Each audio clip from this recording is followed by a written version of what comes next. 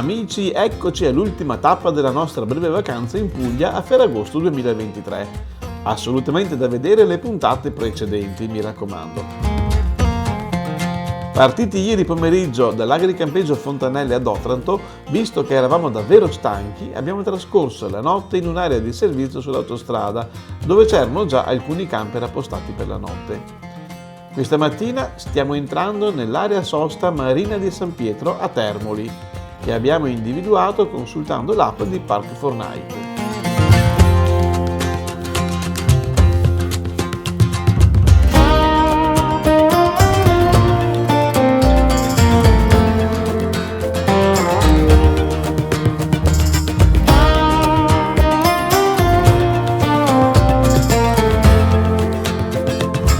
Termoli sorge su un promontorio che si affaccia sul litorale adriatico nella provincia di Campobasso in Molise ed è il secondo comune più popoloso della regione dopo il capoluogo Campobasso.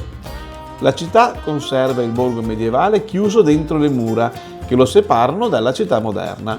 La parte più antica del centro, nella quale si formarono i primi insediamenti, è il promontorio dove sorge il borgo antico, caratterizzato da viuzze con splendidi scorci sul mare. Dal porto di Termoli partono i collegamenti con le isole Tremiti. La traversata in traghetto richiede circa un'ora e costa intorno ai 25-30 euro a tratta. Non è possibile trasportare autoveicoli.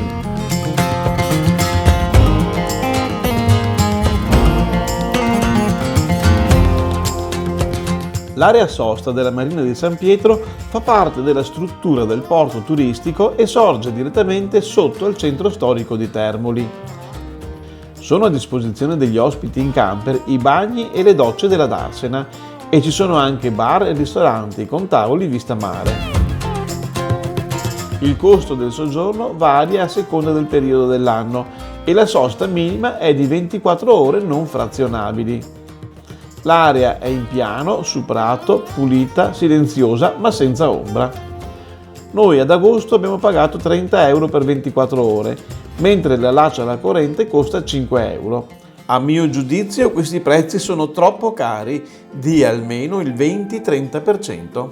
Ma volendo stare tranquilli ci facciamo andare bene anche questo. È compreso il carico dell'acqua potabile e lo scarico di grigie e nere nel nuovo impianto di smaltimento. Quando ci siamo stati noi non era ancora funzionante. Sono presenti all'interno i bidoni per la raccolta differenziata. Dopo aver sistemato il camper, ci avviamo a piedi per una piacevole visita al borgo antico, che riserva davvero tante sorprese e che si trova in alto in posizione molto panoramica. Saliamo una lunga rampa di scale e sbocchiamo sotto alla fortificazione con la porta nuova, situata di fianco alla torre Belvedere.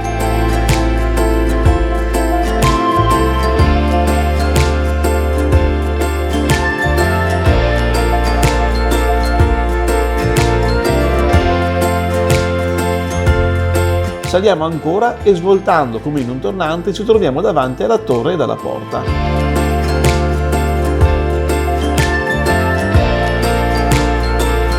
Entriamo e ci immergiamo nel dedalo di stradine che percorrono il centro storico.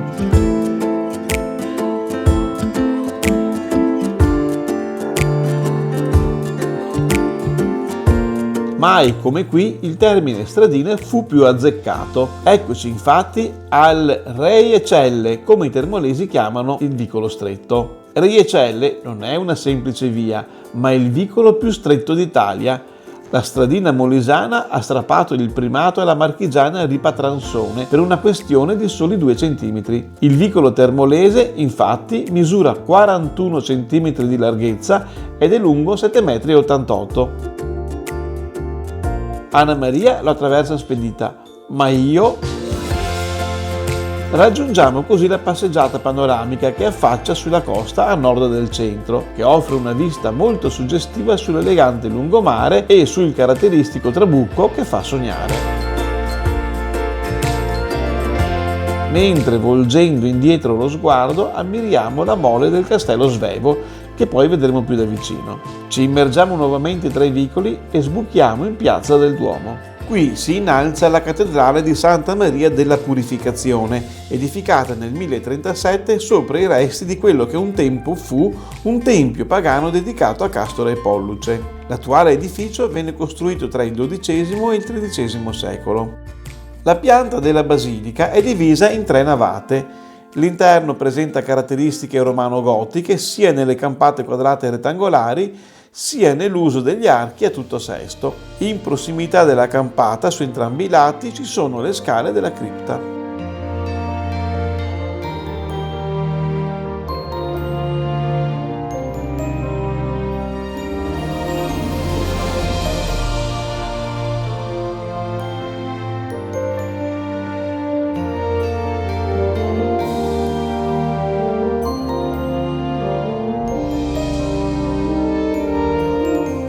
Usciamo dal borgo vecchio e scendiamo sulla spiaggia a nord per avere una vista d'insieme del borgo anche da questo lato.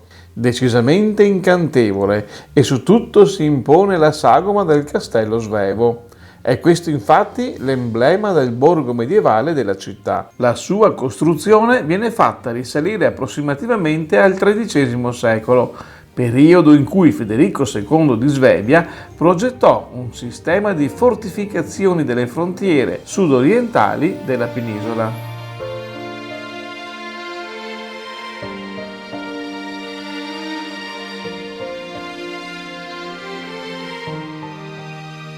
Facciamo un breve giro anche tra i bei viali del centro cittadino, al di fuori del nucleo più antico, e lungo l'elegante corso nazionale incontriamo, seduto in una panchina mentre scrive, un personaggio davvero speciale, uno che di personaggi ne ha creati proprio tanti. Benito Franco Giuseppe Iacovitti, nato qui a Termoli il 9 marzo del 1923, è stato uno dei più importanti autori di fumetti italiani del Novecento, caratterizzato da una vasta produzione e dallo stile molto particolare. Io lo leggevo con entusiasmo sul Corriere dei Piccoli ed ogni tanto qualche salame lo metto pure io nei miei video.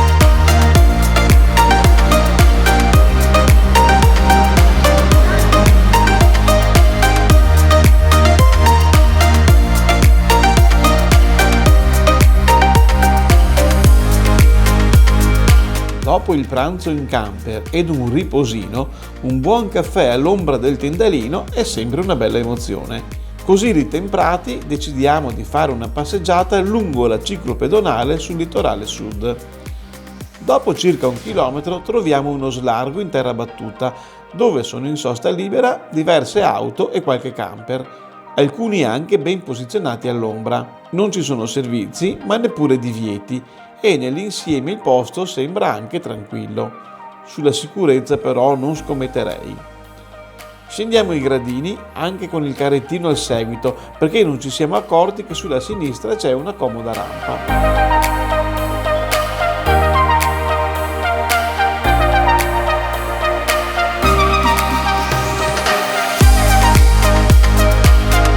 Sbuchiamo in una grande spiaggia libera che confina con lo stabilimento Lido Oasis Beach Village.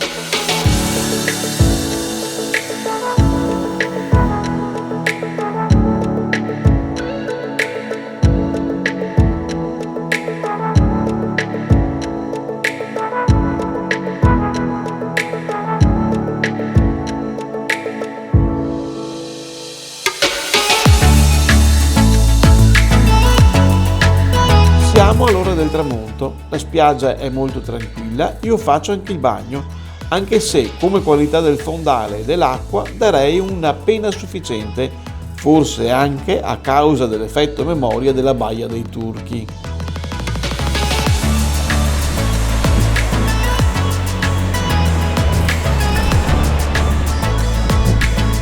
Mentre torniamo al camper ci fermiamo a studiare il Sogno.